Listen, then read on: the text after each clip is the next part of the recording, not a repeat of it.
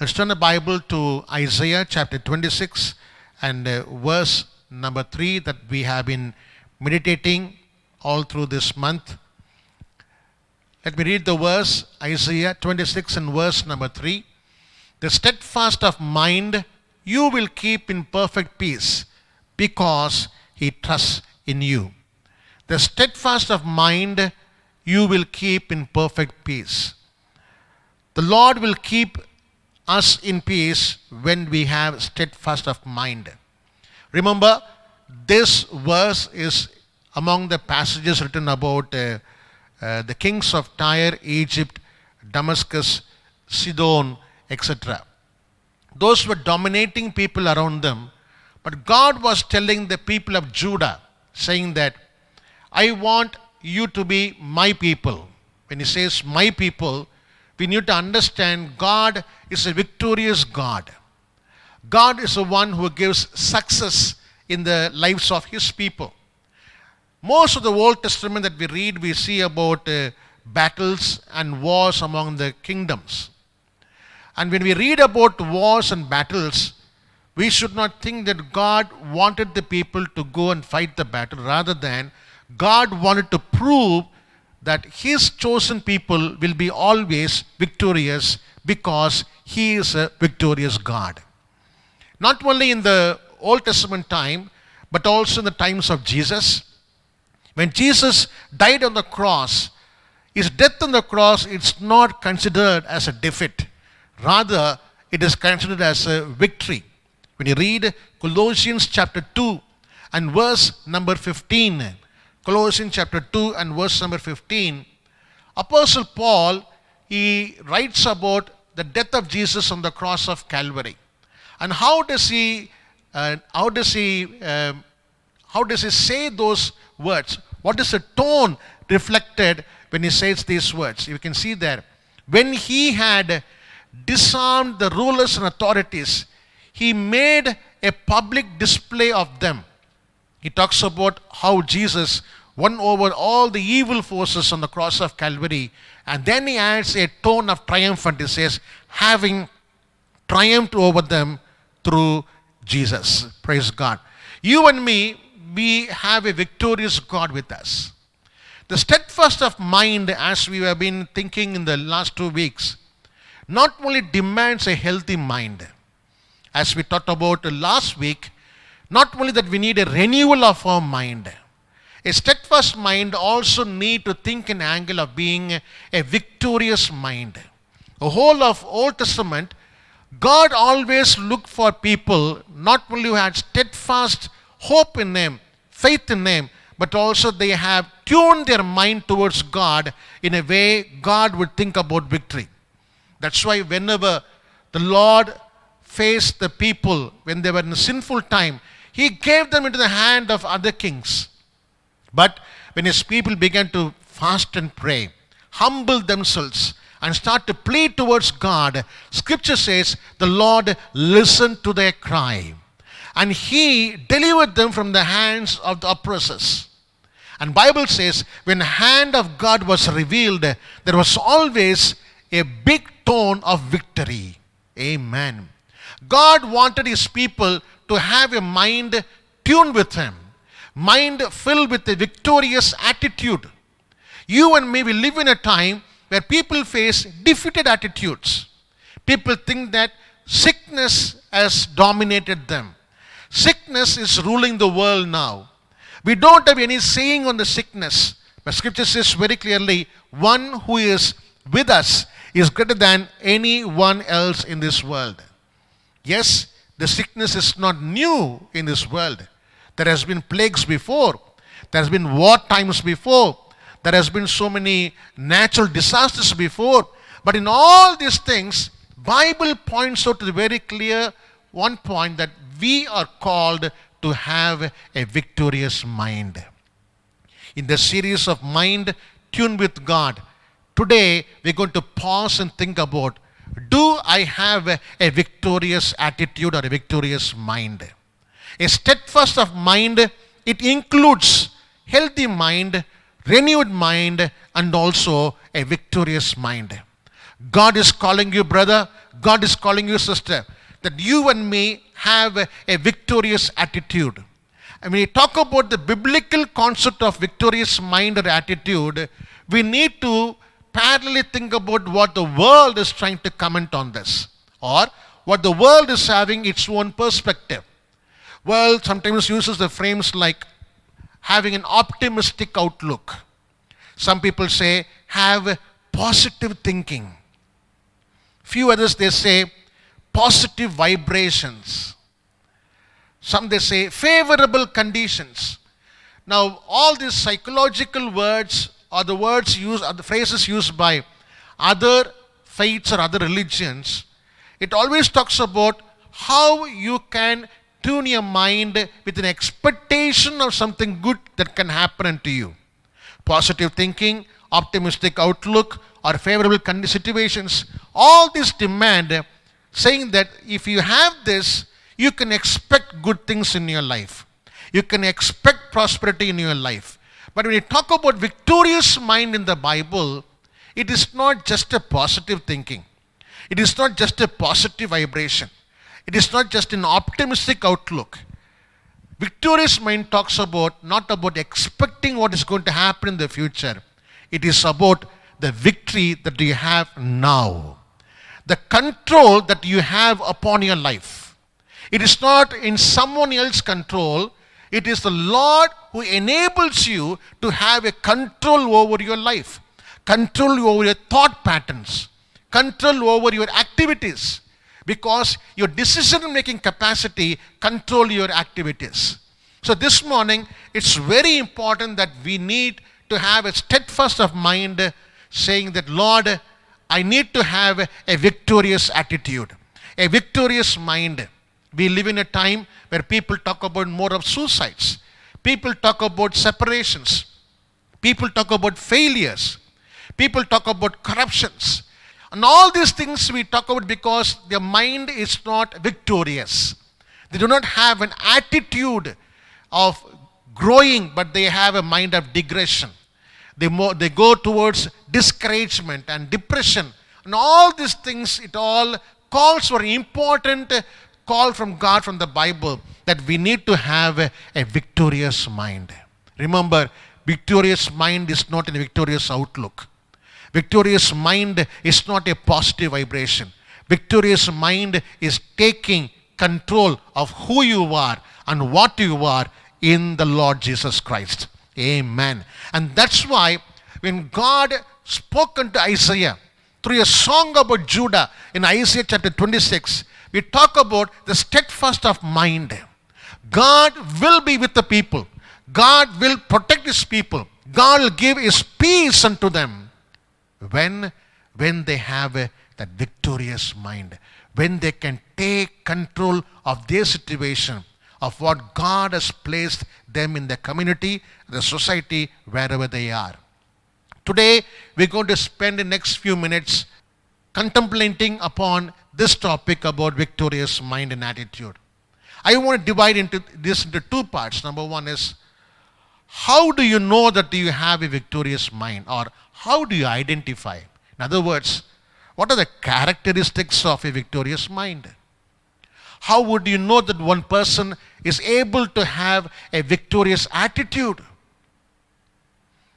And secondly, I want to talk about how to develop a victorious Christian attitude. How can we be people, a follower of Jesus Christ, a disciple of Jesus Christ, a faithful steward of God's word? In a changing world, we have an unchanging God, unchanging word of God. The first part we're going to talk now is about how to identify people who have victorious mind, or characteristics of a victorious mind. Do I have a victorious mind or not? There are four things that I can point out from the Bible which you can clearly understand. These are very important in our lives. Number one, 1 John chapter 2 and verse number 16. 1 John chapter 2 and verse number 16. Apostle John, he talks about three struggles that a man faces in day-to-day life. And these three struggles are not from God these things are not from or divinely appointed, but it is from the world. Let me read the verse for you. For all that is in the world, the lust of the flesh, number one. Number two, the lust of the eyes. Number three, the boastful pride of life is not from the Father, but it is from the world. There are three struggles as an individual, we face day-to-day life. Number one is the lust of the flesh. Remember, in book of Ephesians, we read in the past weeks, we read that what our heart, what our mind desired and the flesh desired, we were able to do that. We went into that direction. The lust of the flesh. The flesh has lusts. Pastor, is it not wrong to have likings in our life? You may have likes and dislikes. But remember, a victorious life, when a God abides with us as a victorious God, He will never lead into an activity that is going to end up in sin. Amen. Why? Because James says very clearly, lust leads to sin. So number one is lust of the flesh, and then lust of the eyes. Many have said that, we have often read that, eye is the window of the heart. Our mind doesn't see what is outside. The eyes are the one that conveys the sensuality of what it sees. It is conveyed to the mind. The mind takes a picture what the eyes are conveying unto it. So the lust of the eyes may corrupt the mind. Just like the lust of the flesh can corrupt the mind, lust of the eyes also able to corrupt our mind. The third is boastful pride in life. When God places us in a time of tranquility, in a time of peace, when God blesses all our needs, material needs, physical needs, there is always an opportunity that we may have pride in life. Pride may come because of our education, because of our status in the society, because of the money power that we have, because of the backgrounds that we have. We may have a lot of reasons that we boast of about our physical blessings. Now, John says very clearly, these are not from the Lord. The lust of the flesh is not from the Lord. How many times we wanted to fulfill what we wanted to do, and then we said, by the word of God, according to the will of God, I did this. We did something and we used the Lord's name to support that. Remember, lust of the flesh is one thing that we struggle daily. Lust of our eyes, we struggle daily. The pride in our life, we do not know what time it will creep into our heart. But Scripture says we need to fight this out. And any person who is able to overcome this, any person who is able to be victorious over these things, he or she is called to have a victorious mind. Amen. Hallelujah. Check your life as I check myself as I preach this morning. Are you a person who is able to overcome the lust of your flesh? Are you a person who is able to overcome the lust of your eyes? You are not yielding to the sensualities of the flesh and eyes, but you are humble and you are before the Lord saying that, Lord, just like David did, just like Abraham did, O Lord, we are humble because whatever that we have received is from you and not from me. Number two, character. The second characteristics that we find about a person of victorious mind. In John chapter 14 and verse number 27, Jesus spoke unto his disciples, I will be soon gone. This world has something for you, but I want to leave you something else. He talked about two things, what the world is going to give and what I am going to give unto you. Read with me, John 14 verse number 27. He says, peace I leave with you. My peace I give to you. Not as the world gives to you, I give to you. Because what the world will give? The world will give you trouble and fearfulness. Do not let your heart be troubled and let it be fearful. the world that we live in, it always makes our heart troubled. The world always brings in fear. What will happen tomorrow? What is happening now? Will I be able to survive? Fear creeps in. We're going to talk about why a victorious mind is able to overcome fear. Bible says in Isaiah 26, steadfast of mind will have the peace of God. Jesus said, this world will give you fear and trouble and anxiety, but I will give you the peace. My peace I give unto you. Hallelujah. Come to John 16 and verse number 33, a very familiar verse. These things I have spoken to you, so that in me you may have peace. And then he said, in this world you will have tribulation. But take courage, I have overcome the world. There is a tone of victory there. Correcting John 14:27 and John 16:33, you can see that the world is trying to give us three things. Number one is trouble. Number two is fear. Number three, tribulations. But Jesus said, of all these things the world is trying to give unto you, I give you my peace. Amen. Hallelujah. Praise the Lord. Friends, this morning, if you are a person who is able to overcome tribulation, trouble, and fear of this world, I tell you, you have a victorious mind. This is one of the identifications that we have. Am I a person with a victorious mind? Well, a person who has a life of peace to conquer fear is a person with a victorious mind.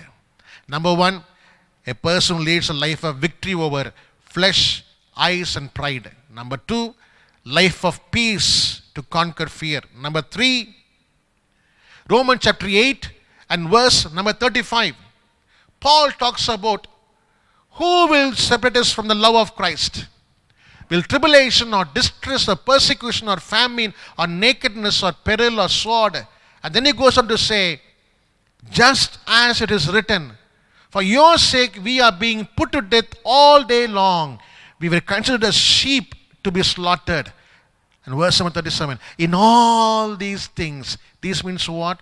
Verse number 35, all the hunger, all the famine, all the persecution, everything, Lord, we have an overwhelming victory because of Jesus.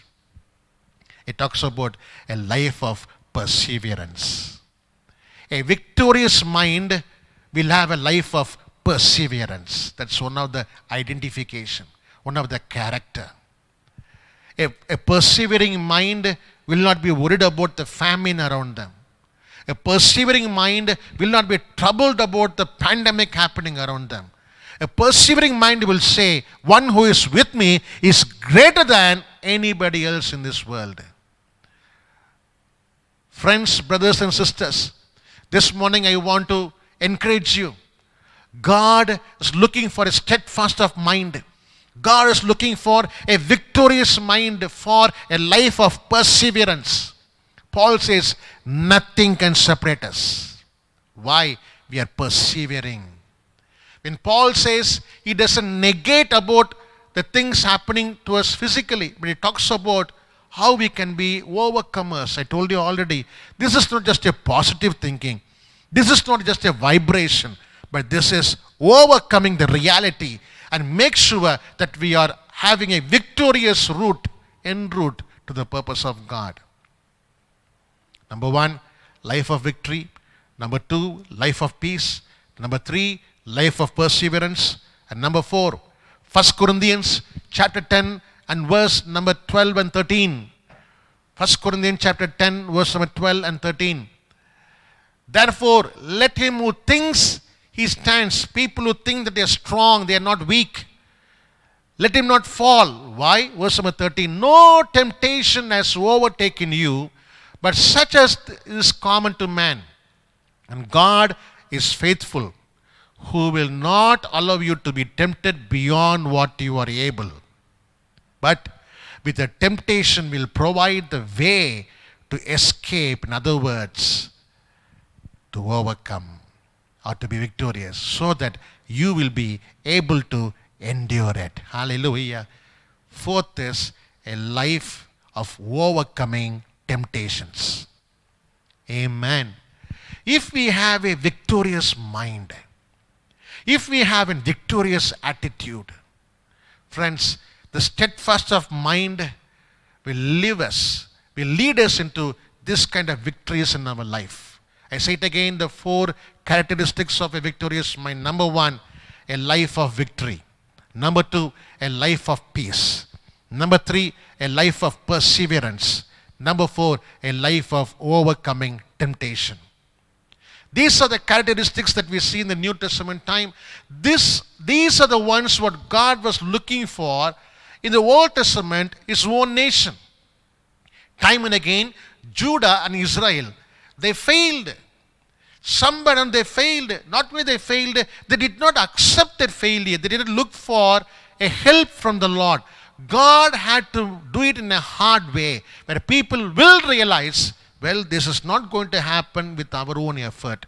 This is going to happen only with the help of the Lord who has chosen us to be his people. Church, friends, this morning I want to assure you, God has chosen you to be his people. He wants you to lead in a triumphal procession. And book of Corinthians says very clearly, he leads us in a triumphal procession. In 2 Corinthians we read that. He makes us as a fragrance of victory in the places where we live in. We are called to be overcomers. Overcomers of sin, overcomers of lust, overcomers of fear, overcomers of anxiety, and overcomers of any physical persecutions that we come across for the sake of Christ. Having said this, having challenged you that we need to have such kind of life, I want you to think about this, give a careful attention. How can we develop a victorious mind? Pastor, I'm looking for a life of victory. I'm looking for a life of peace.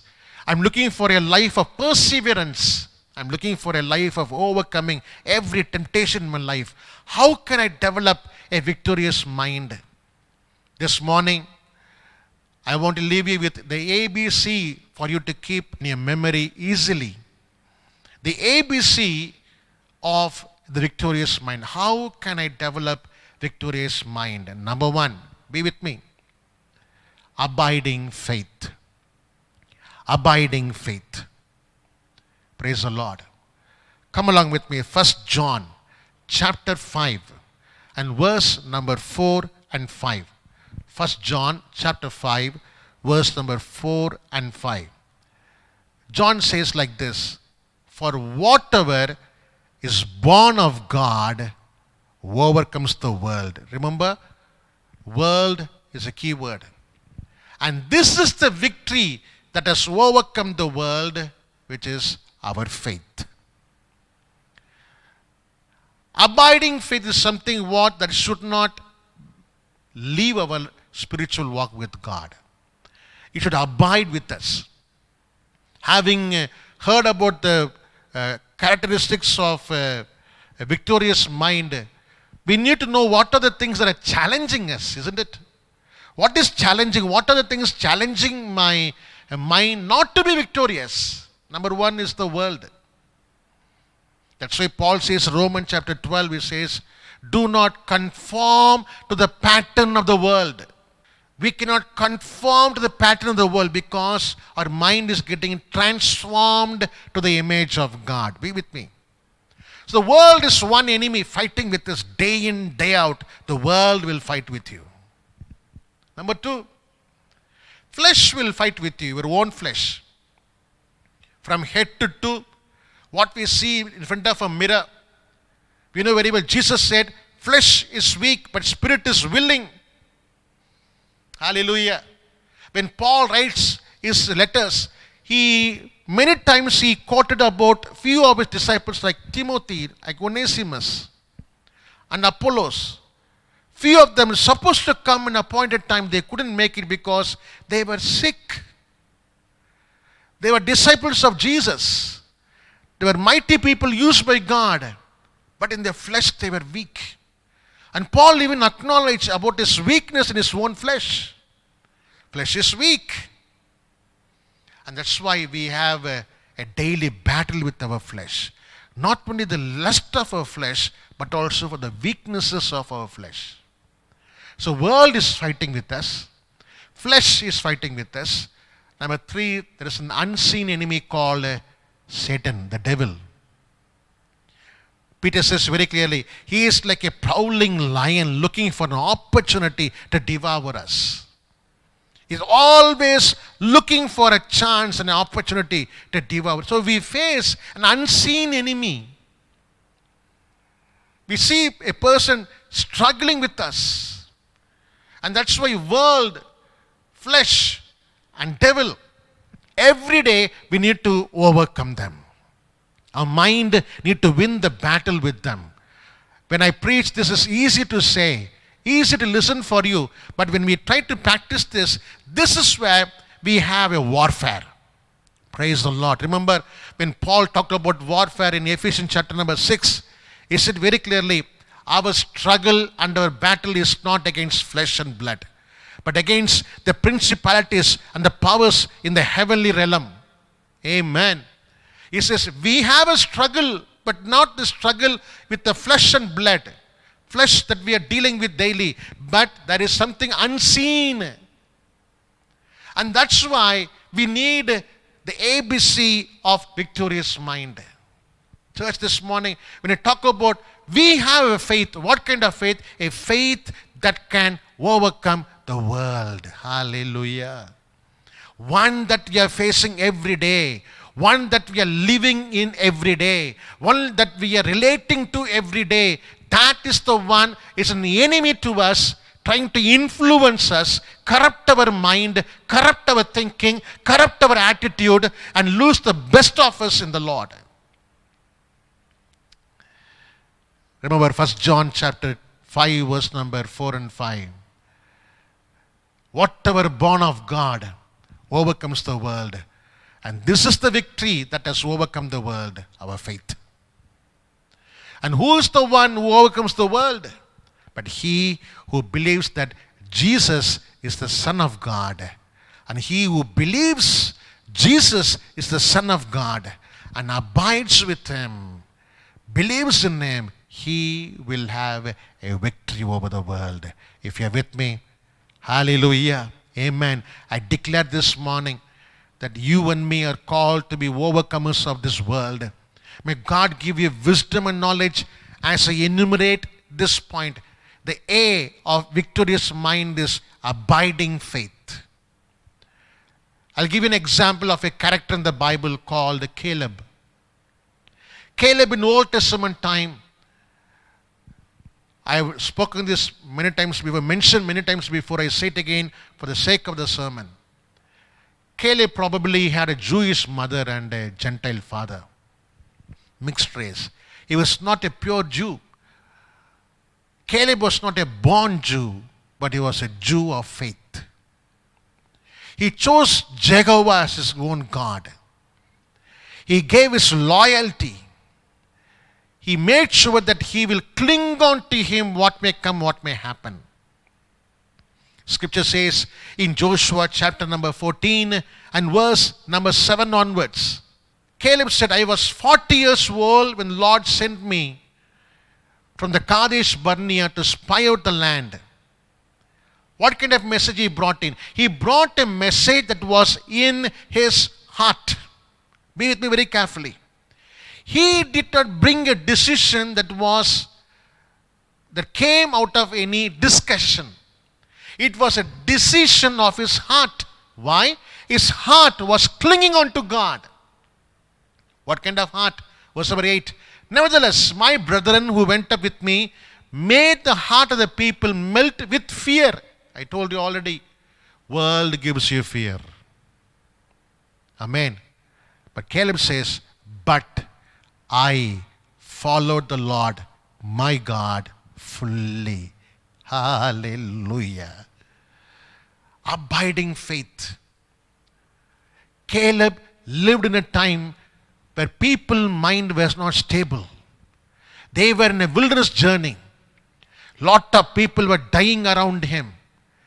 They liked for food, they looked for food, they cried out for water, they gossiped, they murmured, they went against the Lord. But Caleb made very sure that his faith will not waver, that he will be strong in believing God is God. As scripture says very clearly in the book of 1 John, we read that if this world is going to give us the fear, if this world is trying to overcome our heart, we need to understand that only our faith can overcome this world. Do you believe Jesus is the Son of God with all your heart? Not only you believe, friend, it is very important. Make that hope and belief to overcome every of the struggling thing that is trying to corrupt your mind. Caleb was surrounded by people who were murmuring. Caleb was surrounded by people who were dying. Caleb was surrounded by people who spoke discouraging words. And they did not have good words to speak, no positive words. But here is a man who said, I bring in the news what my heart wants to convey. Why? Because I am a faithful follower of the Lord. Amen. If you and me are a faithful follower of God, we will not follow the people of this world, but your mind will say, my God is a victorious God. One who is with me is greater than anyone else in this world. Praise the Lord. When I come to same chapter number 14, Joshua 14 and verse number 14. And Caleb said like this, therefore Hebron became the inheritance of Caleb, the son of Jephunneh, the Kenizzite. You can see there the word Kenizzite shows a lineage that is not a Jew by birth. Caleb, the son of Jephunneh, the Kenizzite, until this day, because he followed the Lord God of Israel fully. When a mind is having a belief and faith on one true God, whatever the world is trying to diffuse, influence, bring in the corruption inside us, automatically the Lord who is in us in our spirit will always repel, throw away, not to bring in, not to get corrupted with those thoughts. Church, this morning, I pray that all of us will have a mind filled with faith. Check your life this morning. Do you have abiding faith in your life?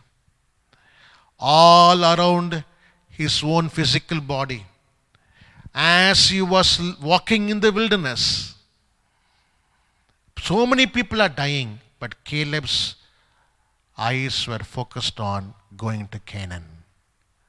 It doesn't matter how many people die around you.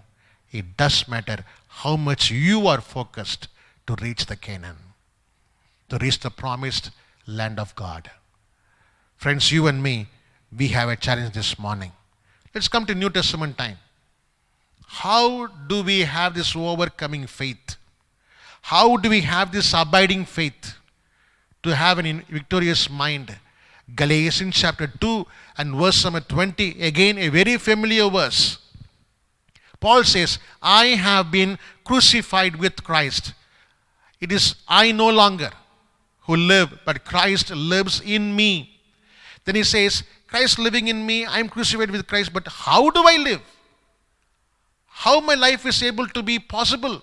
He says, I live by faith in the Son of God who loved me and gave himself for me. Amen. It's not that we are born again. It's very important to be born again. Secondly, crucified with Christ. Remember Romans chapter 6, burying with Jesus and rising up with Jesus, or baptism has got a symbol, a connotation. Paul goes one step extra. He says, I live by faith by the Son of God. Pause for a moment as you hear this word. The world is trying to show you impossibilities. The world is trying to show you the defeats. The world is trying to show you sickness and death. But the Lord is trying to show you abundance. The Lord is trying to show you the destination. The Lord is trying to show you the success and victory. Amen. Amen. The Lord is trying to show you the eternal life that if you have faith in the Son of God.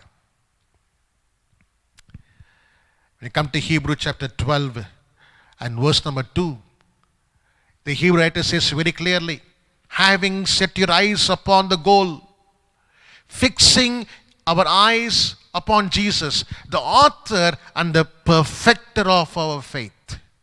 He says, keep running the race.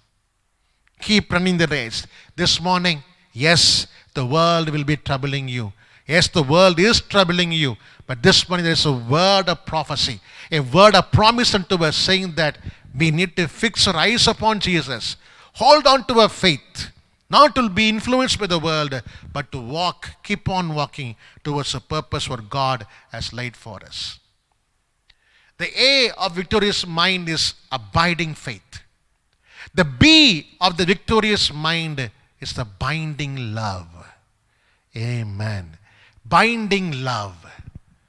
Psalm 41 and verse number 11 says like this. Psalmist says, by this I know that you are pleased with me. In fact, the other word is, Lord, you are able to show much of your love towards me because my enemy does not shout in triumph over me. Remember, when I talked about faith, I said, faith will overcome the world. World is one of our enemy. Number 2, Satan, devil, who is trying to destroy us. Scripture says, when the Satan is not able to destroy me, it is a sign. It is a sign of what? God is protecting me. God is fighting the battle for me. Remember, book of Proverbs says, the horses are ready for the battle, but the victory belongs to the Lord. The Lord was pleased with me. And that's why the devil could not be victorious in my life. Church, take this verse to your mind, to your heart, and contemplate for a moment. Ask yourself a question. If to this day you have been victorious, it's not because of you as a horse ready for the battle. It is because the Lord has been the victorious Lord for you. He has made the battle victorious for you.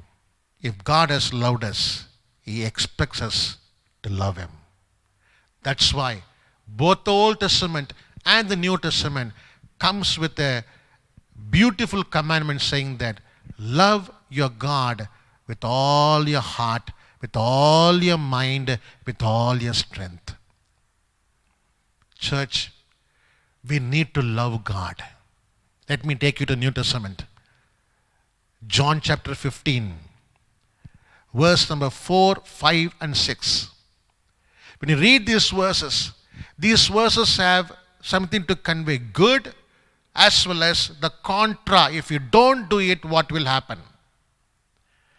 It's ironically the chapter number 15 uses a lot of aorist tense. Jesus said, I am the vine and you are the branches.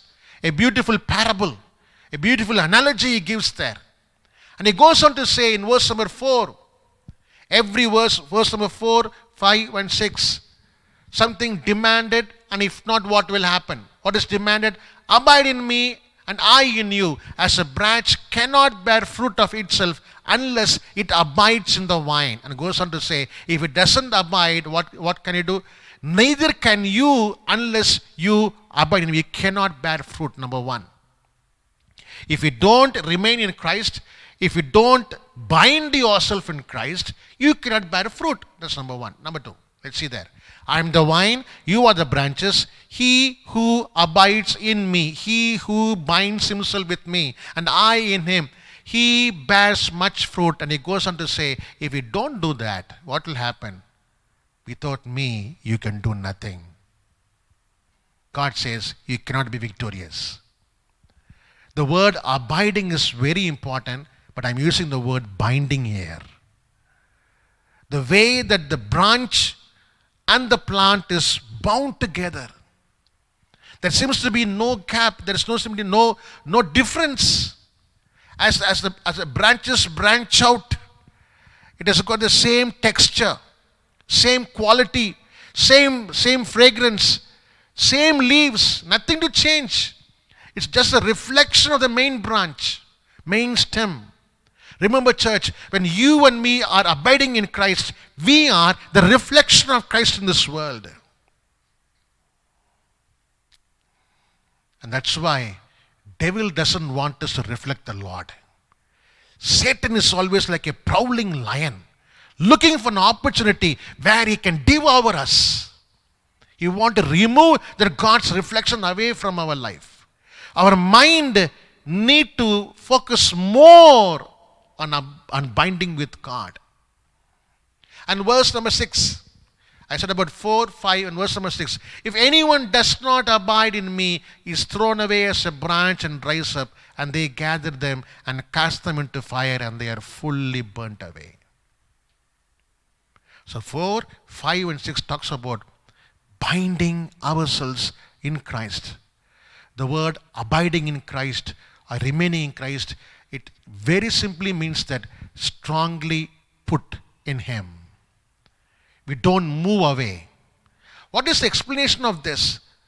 There's no word love here, isn't it? Pastor, you talked about binding love, but talking about John chapter 15, abiding in Christ. What does love to do with abiding in Christ?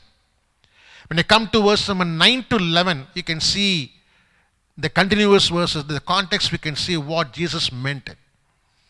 In verse number 9, just as the Father has loved me, I have also loved you. And he says, abide in my love. Amen. Hallelujah.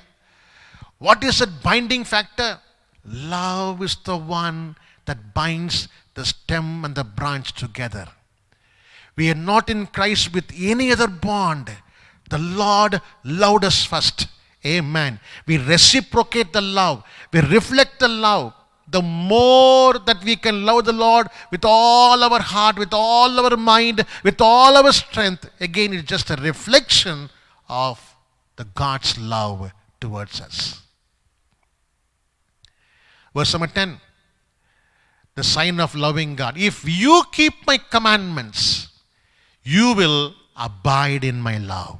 So the obvious evidence in practice, how do you know that you are bound in the love of Christ? You will obey what God has told you to do.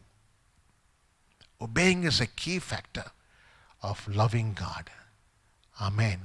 We can sing songs. We can spend time and hours of prayer. What if we are disobedient unto God, but still we are praying, fasting, continuing to read the Word of God, worshiping and praising? Scripture says, if someone who is abiding in the love of God, he will keep the commandments of God. And he says, how can he? Just as I have kept my Father's commandments and abide in them. You can see in verse number 10, abide in them. And verse number 11, John chapter 15, verse number 11. These things I have spoken to you, so that my joy may be in you, and that your joy may be made full. It talks about joy in the Lord. The joy of the Lord is your strength. The binding love that we have in Christ is something what the devil is always afraid. That's why the source of God's love is always the cross.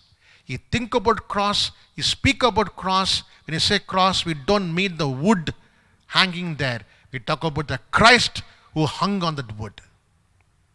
The more you talk about Christ, the more you think about Christ, the more you live for Christ, the more you show your ascription to Christ, the more we show our bond with Him. Remember in Psalm 27, David said, even though if my father and mother can forsake me, the Lord still loves me. Very few people can identify themselves with David in that regard. How many have realized father and mother love is the best in this world? But David said, There's something what I realize more than my father and mother. It's my God. It's my Savior. Let's go back once again what we talked in the characteristics of a victorious mind. Romans chapter 8 verse number 36.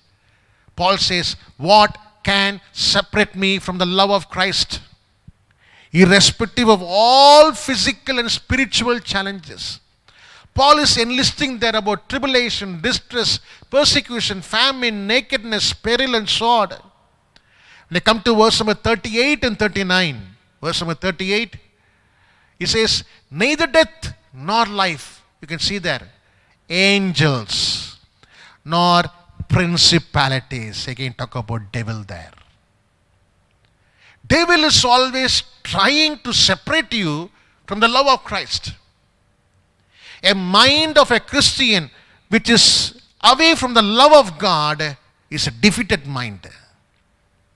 And the contrast this, a mind that loves God with all its strength, it's a victorious mind because even the principalities cannot separate the person from the love of God. Remember, what that interests us draws more attention from us. What that interests us draws more attention from us. How much you are interested to love God. How much your mind is tuned to love God. Friend, brother, sister, I urge you this morning, if you want to have your mind tuned with God, make sure that you are bound to the Lord by the wonderful love. Wonderful love. The A of the victorious mind is abiding faith. The B of the victorious mind is abiding love. And the C of the victorious mind is ceaseless humility. Humility. Ceaseless humility. You don't stop being humble. Being humble is not just a one-time act. Jesus, when he washed the disciples' feet, he made sure that he had this kind of attitude perpetually. That the church will carry this attitude, the attitude of servanthood. When you come to the book of Philippians chapter 2 and verse number 5 onwards, Paul writes a beautiful Christology here. He says, have this attitude in yourself, which was also in Christ Jesus. Come along with me. I want to show this passage, how the attitude of humility brought a victory in the life of Jesus. Let's read on. Jesus, although he existed in the form of God, did not regard equality with God a thing to be grasped, but emptied himself, taking the form of a bond servant, and being made in the likeness of men. Being found in the appearance of a man, he humbled himself. Mark those phrases. He humbled himself by becoming obedient to the point of death, even death on the cross. Now, humility and humble, even that leads to obedience to the point of death. Jesus was so humble, so obedient in the form of a man, he obeyed God till the death on the cross of Calvary. Now, this is not the mark of defeat. This is how Jesus turned death into resurrection. This humility brought a blessing. You can see the following verses. Verse number 9. For this reason, which reason? What reason? That Jesus humbled himself to the death on the cross. God the Father highly exalted him and bestowed on him the name which is above every other name. Amen. So that at the name of Jesus, every knee shall bow, of those who are in heaven and on the earth and under the earth. And at every tongue will confess that Jesus Christ is Lord, to the glory of God the Father. Hallelujah. You know what Bible says? Humility leads to obedience unto death for the sake of the Lord, but God will exalt them in a victorious way. Amen.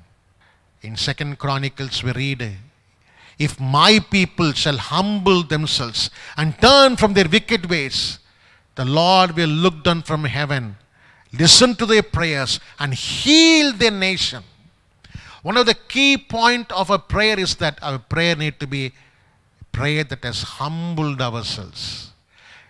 A prayer is not humble words. A prayer is about humble lives. Humble lives bringing in humble words of prayer. Bible says the Lord will listen to their prayers and will heal the land. In 2 Kings chapter 5 and verse number 11, we talk about the Syrian commander called Naaman.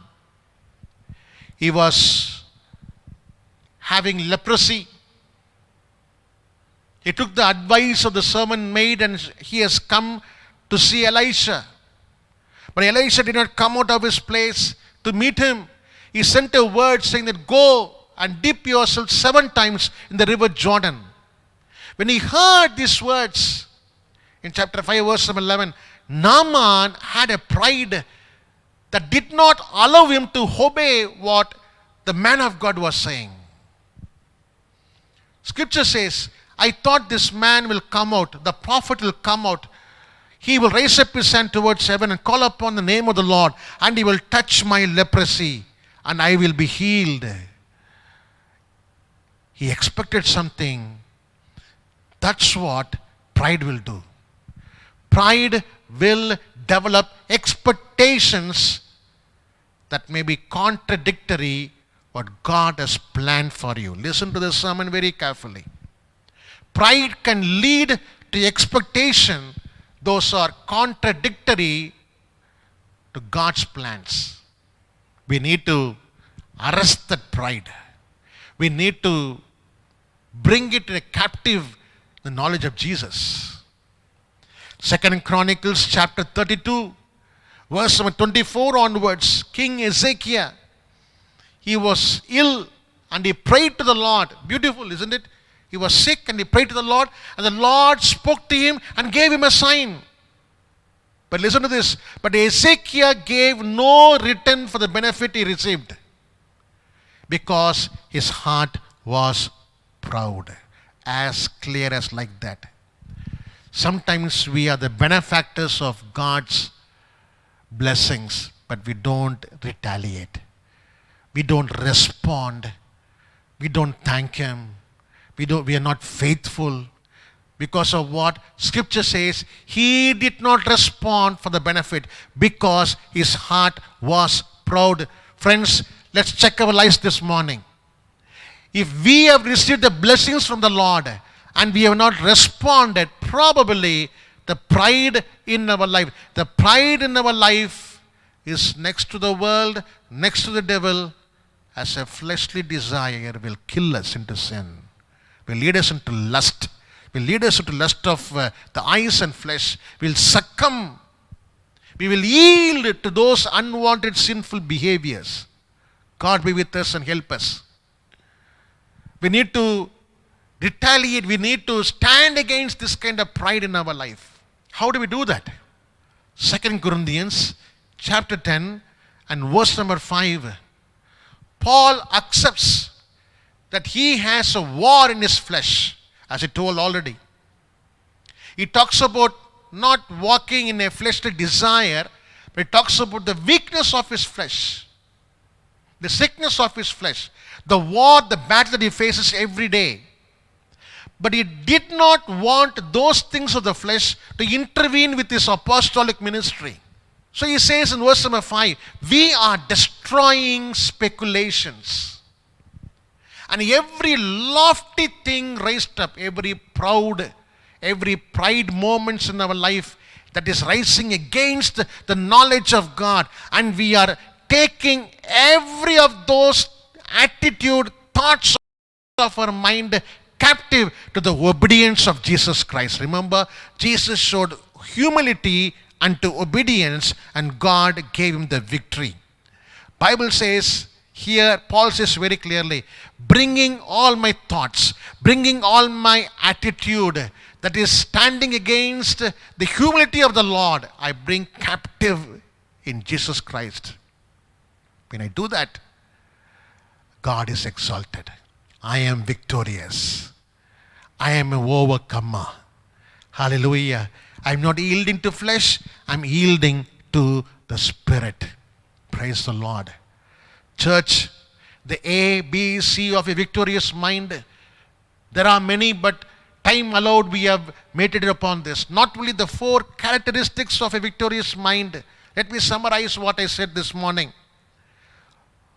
Number 1, if you want a victorious mind, if you're living a victorious mind, the character will be a life of victory. Number 2, life of peace. Number 3, life of perseverance. Number 4, life of overcoming temptation. But how to develop this? Abiding faith, A. B, binding love. C, ceaseless humility. And then the Lord will say, you are a person of steadfast mind. Amen. I will keep you in my peace. Praise the Lord.